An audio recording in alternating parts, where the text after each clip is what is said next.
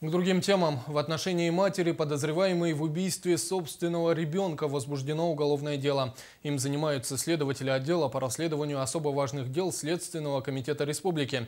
Новые подробности трагедии и эксклюзивное видео в материале Афанасия Николаева.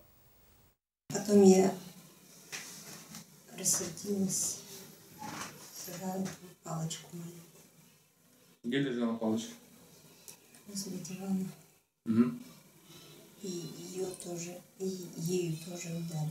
Палочка – это обломок табурета, орудие убийства. Более 100 травмирующих воздействий было обнаружено на теле погибшего ребенка. По версии следствия, женщина избила собственного сына из-за того, что трехлетний мальчик отвлекался и не хотел учить стишок. 12 декабря текущего года женщина, которая одна воспитывала трехлетнего сына, разучивала с ним стихотворение. Однако мальчик отвлекался и не слушался ее.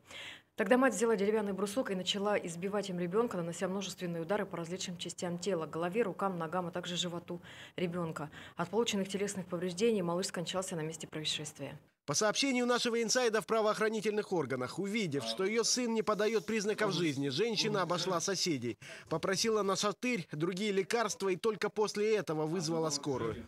Медики констатировали смерть малыша. Предварительная причина – перелом шейных позвонков. Следствию удалось установить, что женщина уже не в первый раз избивала ни в чем не повинного ребенка. Следователи получили информацию о том, что соседи женщины обращались в правоохранительные органы с жалобами на ее жестокое обращение со своим ребенком. Однако действенных мер в отношении нее принято не было. Следователи проверят указанные факты и дадут юридическую оценку действиям уполномоченных должностных лиц органов внутренних дел, органов опеки и попечительства на предмет бездействия в отношении данной семьи.